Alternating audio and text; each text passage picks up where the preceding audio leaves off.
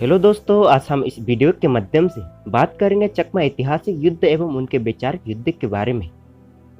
तो इन बातों को जानने के लिए जुड़े रहे वीडियो के अंत तक। यदि आप हमारे चैनल पर नए हैं तो चैनल को जरूर सब्सक्राइब करें। इतिहास के अनुसार चकमा समुदाय ने बहुत सारे युद्ध लड़े और बहुत सारे युद्ध जीते, जिसमें से सबसे प्रसिद्ध योद्धा विजयगिरी एवं राधामन हुए। चकमा समुदाय के लोगों ने अपने अस्तित्व को बचाए रखने के लिए मुगलों और ब्रिटिश से लड़ाई लड़ी और मुगलों को बुरी तरह से पराजित कर दिए थे। पाकिस्तानी जासूस सैयद सलीम अब्बास के द्वारा लिखित जनबाज पुस्तक के अनुसार मुगलों को हराकर उनके हथियार छीन लिए थे। और इस बात को स्मरण रखने के लिए चकमा समुदाय के शाही घरों में आज भी चकमा नौकरों को मुगलों का लिबास पहनाया जाता है।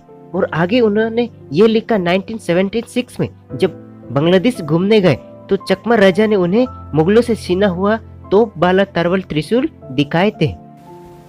सन 1715 को चकमा राजा मुगलों के साथ एक संधि की और चकमा राजाओं को मुगलों ने खान उपाधि से नवाजा और चकमा समुदाय ने उस खान उपाधि को स्वीकार किया एक मित्र के रूप में।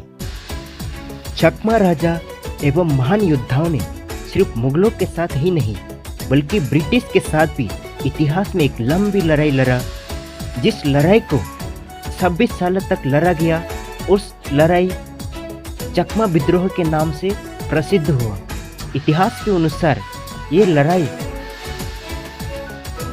सन 1772 से लेकर सन 1798 तक लड़ा गया। चकमा राजा और उनके प्रजा बौद्ध धर्म को मानने वाले थे, इसीलिए उनके पास ज्यादा मात्रा में कोई सैनिक नहीं थे। लेकिन ब्रिटिश के खिलाफ सबसे पहले आम जनता ने आवाज उठाया। चकमा साम्राज्य नदियों, झीलों, पहाड़ों एवं जंगलों से घिरे होने के नाते इसका सबसे लाभ चकमा लोगों को मिला और इसका सबसे बड़ा नुकसान ब्रिटिश गवर्नमेंट को उठाना पड़ा। ये लड़ाई बहुत लंबे समय तक चला, जिसमें बच्चे, बूढ़े, जवान, महिलाएं सभी लोगों ने हिस्सा लिए। हालांकि इसमें बहुत सारे लोगों का जान भी चले गया। ये युद्ध चकमा और मेजू दो समुदाय आपस में कंधे से कंधे मिलाकर ब्रिटिश के खिलाफ लड़ाई लड़े थे। ऐसा कहा जाता है चकमा लोगों के बाला और तरवल के सामने बंदूक और तोप वाले ब्रिटिश को भी एक समय में झुकना पड़ा था। इस युद्ध को जिस आम जनता के नेता ने शुरू किया था उसके ऊपर एक मोटी रकम इनाम रखा गया था, जिंदा या मर्दा पकड़ने के लिए। लेकिन वो कभी ब्रिटिश के सामने नहीं झुके, ना कि ब्रिटिश के हाथों चढ़ गए। ऐसा कहा जाता है कि उन्होंने अपनी जान जहर पीकर दिए और इस लड़ाई को राजा ने जारी रखा। हालांकि इसमें चकमा साम्राज्य को भी बहुत बड़ा नुकसान हुआ था। बहुत सारे लोग अपने घर से बेघर हो गए, बहुत सारे बच्चे अनाथ हुए। इस प्रकार के नुकसान को देखकर चकमा राजा ने सोचा, मैं और अपने प्रजा को नहीं खो सकता, इसलिए वो ब्रिटिश के सामने झुक गए और उनके अनुसार अपने राज्य चलाने और कर देने के लिए राजी हो गए। हालांकि ये युद्ध चकमा विद्रोह इतिहास में ब्रिटिश के खिलाफ एशिया में जो लड़ाई सबसे पहले रिकॉर्ड सिपाही मिनिटी 1857 के लगभग 60 साल पहले लड़ा गया था।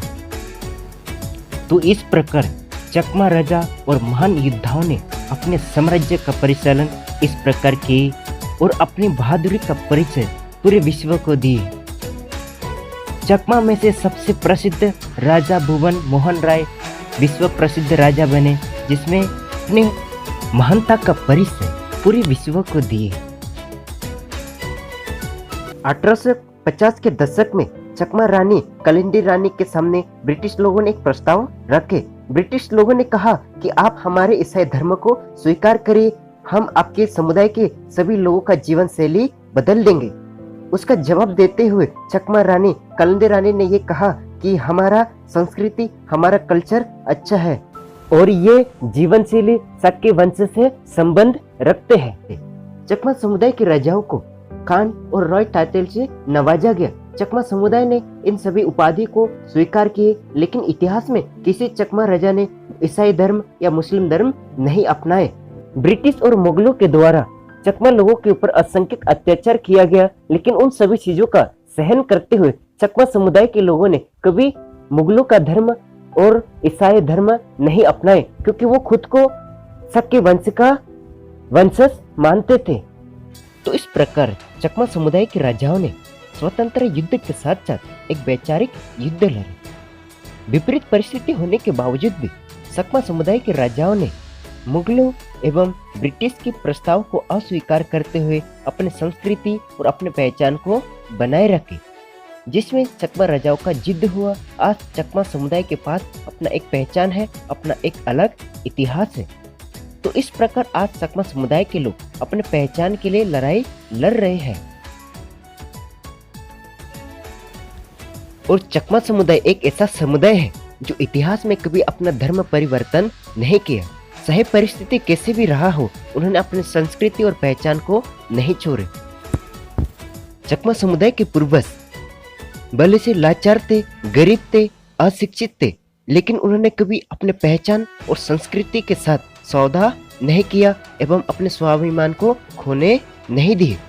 पर वर्तमान समय में बड़े दुख के साथ कहना पड़ रहा है, कुछ चकमा समुदाय के लोग चंद पैसे और सुख सुविधा के लिए अपने स्वाभिमान, अपनी संस्कृति, अपने पहचान के साथ सौदा कर रहे हैं। शायद वो सभी लोग अपने पूर्वजों का, अपने माता पिता, अपने दादा दादियों का त्याग और बलिदान और उनके स्वाभिमान को भूल चुके हैं। हम सभी लोगों को कभी भी अपने पूर्वजों का त्याग और बलिदानों को नहीं भूलना चाहिए। उनके प्रति सम्मान रखने के लिए उन्होंने जिस मार्ग पे चला, हमें भी उस मार्ग पर चलना चाहिए।